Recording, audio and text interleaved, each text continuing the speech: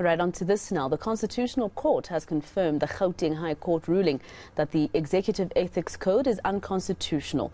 This follows an application by the Amabhungane which challenged the validity of the code. The ruling compels members of the executive to disclose donations made to campaigns for their election to positions within political parties.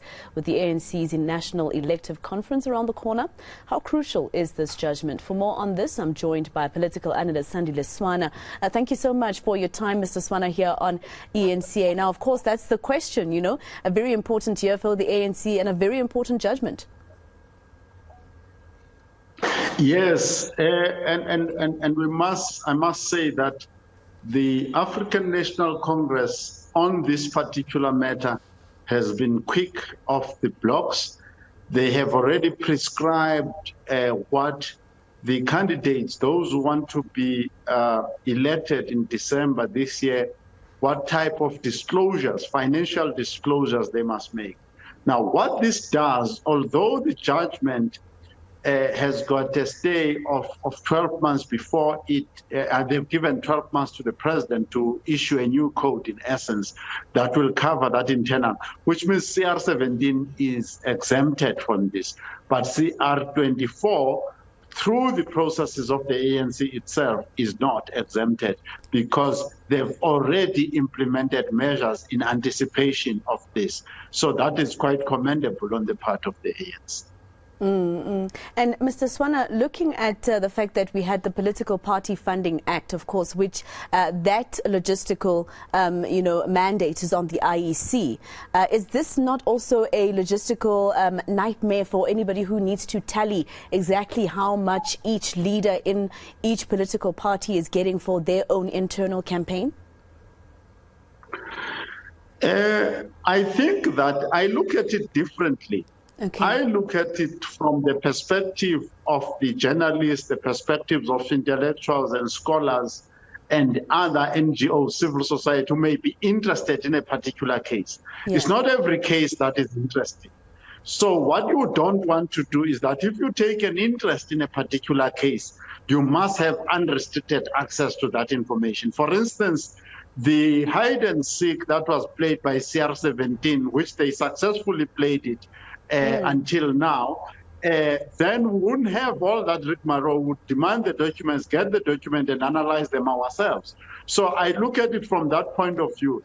But the cost of this type of corruption to South Africa is stupendous. Yeah. So the administrative and logistical nightmare is a very minimal cost.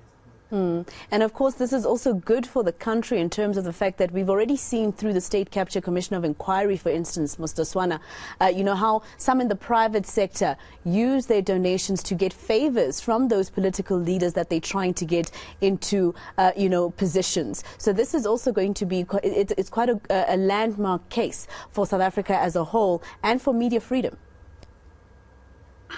Yes, your question really speaks eloquently to the masterful teachings of Judge Mogoeng when he alerted us, all of us as the public, to say that this whole business of this political party funding, including this internal political party funding, is actually payment in advance. So a certain tycoon, billionaire or business tycoon or entrepreneur or tenderpreneur goes and gives X number of millions to a particular campaign and waits a few months and then the tenders start coming in. Or certain policies get approved that favor his or her company and so on and so forth. So yes, indeed, this is a landmark judgment that opens up that dark under the table type of dealing.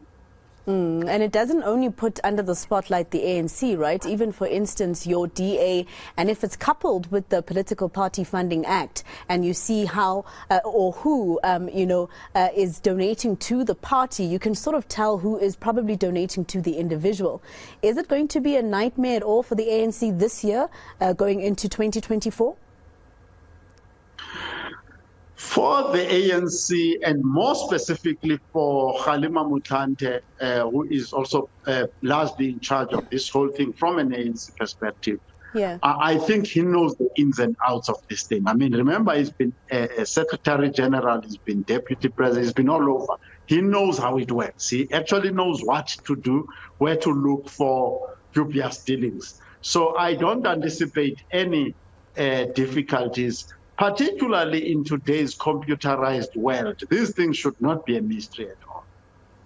Thank you very much for your time here on eNCA, Mr. Swana. It's going to be quite an interesting couple of years as we are able, as media, to peruse through documents, to be able to tell you, the viewer, readers, and whoever is interested, exactly who's funding the individual leaders of a certain political party to become president or deputy president, etc., because they actually also, campaign within the party to try and get branches to vote them in. That was political analyst Sandile Swana speaking to us there.